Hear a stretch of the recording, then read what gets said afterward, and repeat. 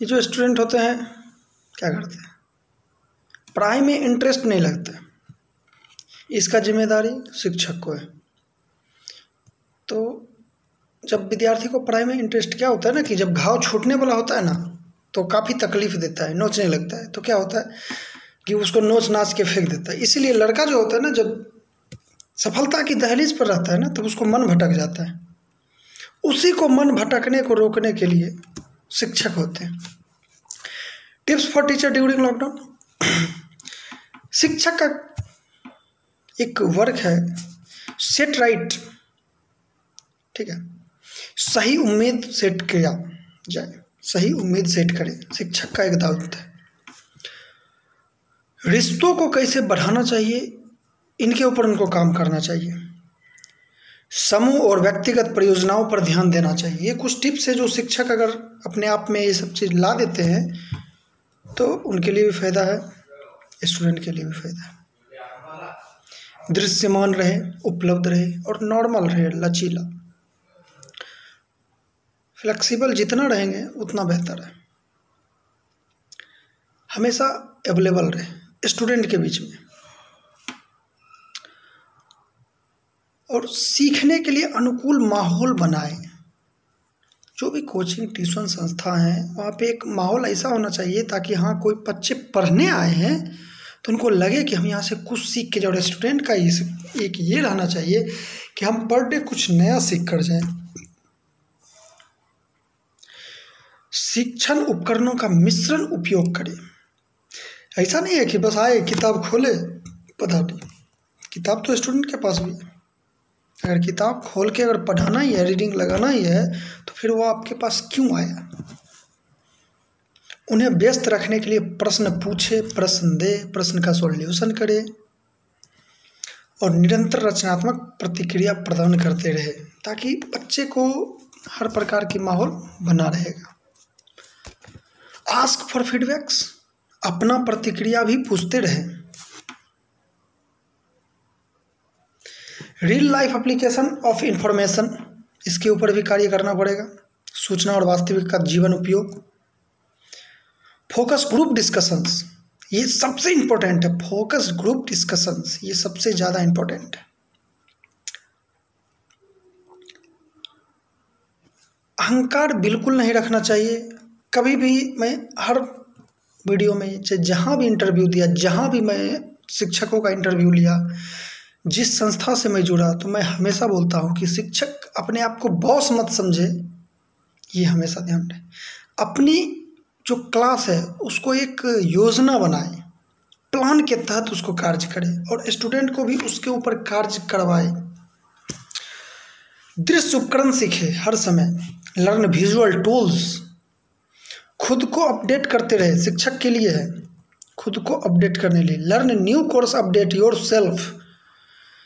तो कैसे हो सकता है learn new course to update yourself? तो इसके लिए है क्रिएटिव राइटिंग, खुद भी करे, स्टूडेंट को भी करवाएं। कॉन्टेक्ट राइटिंग, सामग्री लेखन। मैं हर जगह बहुत जगह पे इंटरव्यू दिया हूँ, मैं बहुत जगह स्कूल में गया भी तो क्लास किया, तो फिर शिक्षक का भी मैं क्लास किया। अभी मैं एज के अनुसार से उस लायक नहीं हूँ, बट मैं कई सारे टीचर को भी ये चीज़ बताया है। तो बहुत से संस्थान से इस चीज़ की, और मैं कोशिश करता हूँ कि छोटे छोटे संस्थान में जुड़ूँ। छोटे संस्थान को बड़ा कर देता हूँ, फिर वहाँ से हम अपना साइड ले लेता हूँ। हाँ, एक संस्थान को बड़ा कर दिया, आप तो चला।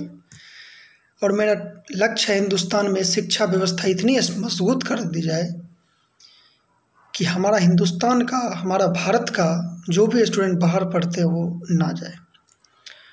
Teaching online new system Covid लेके, बट मैं इसको सही नहीं मानता हूँ। सार्वजनिक रूप से हमेशा सार्वजनिक व्यक्ति के बीच में रह के उसमें अवेलेबल शिक्षक को रहना चाहिए, बट अपने जो शिक्षक का एक दायरा, उस दायरा में रहना चाहिए।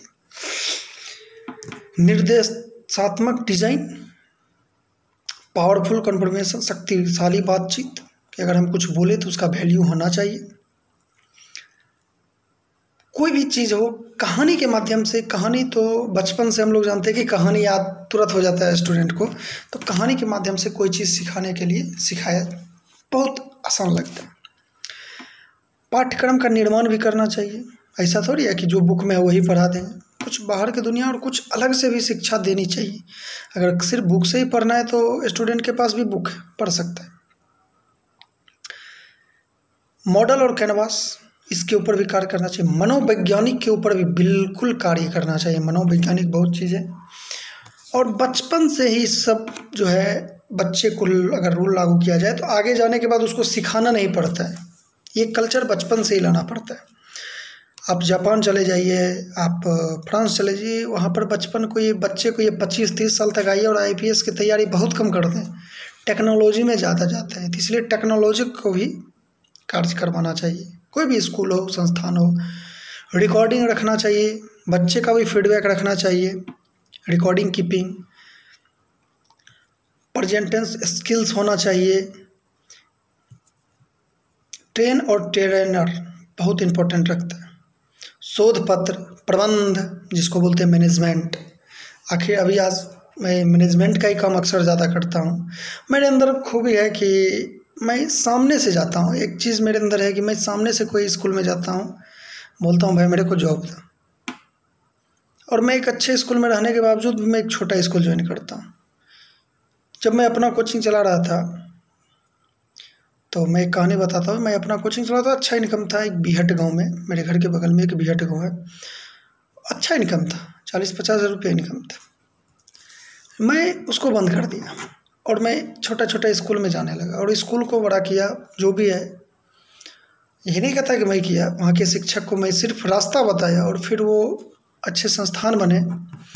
तो वहाँ से एक अनुभव आया और हमको सुकून मिलता है।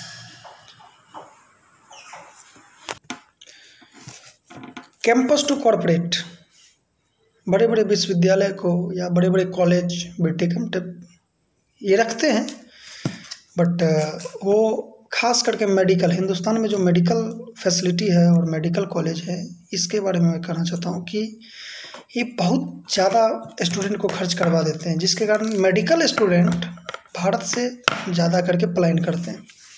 कैंपस टू बिजनेस ये ज़्यादा आजकल हो रहा है, तो इसके ऊपर कार्य ना करें, कैंपस टू बिजनेस के ऊपर कार्य ना करें। हाँ, हिंदुस्तान में एक चीज़ बहुत हमको ये चीज़ बुरा लगता है कि अगर हम कोई संस्थान खोले हुए हैं तो सामने कोई संस्थान खुला हुआ तो उससे एक दूसरे से बनता नहीं। लेकिन अक्सर मैं ये कहना चाहता हूँ, आपस में एक दूसरे से कॉम्बिनेशन अगर अच्छा रहा, हाँ, जो भी MD हैं, डायरेक्टर हैं, जो संस्थान चला रहे हैं, उनको थोड़ा इनकम कम होगा, लेकिन इससे फ्यूचर में स्टूडेंट का जो है वो ब्राइट हो जाएगा, उसका फ्यूचर ब्राइट हो जाएगा। इसलिए मैं बोलता हूँ कि विश्वविद्यालय, कॉलेज को आपस में सहयोग रहना चाहिए, आपस में। लर्निंग मैनेजमेंट सिस्टम, इसके ऊपर भी कार्य करना चाहिए। शिक्षा प्रबंधन प्रणाली,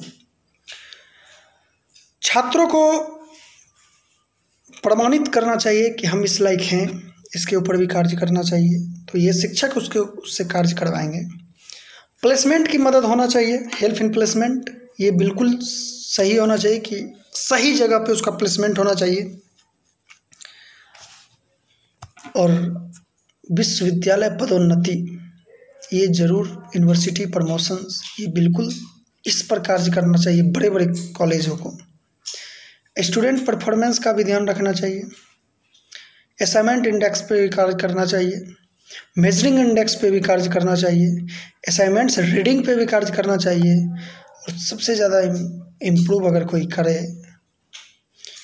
तो NAAC रेटिंग इम्प्रूव पे भी कार्य करना चाहिए। और याद रखे, हर एक स्टूडेंट गवर्नमेंट जॉब नहीं करते, हर एक स्टूडेंट IAS नहीं बनते हैं, लेकिन हर IAS एक स्टूडेंट ज़रूर होते हैं।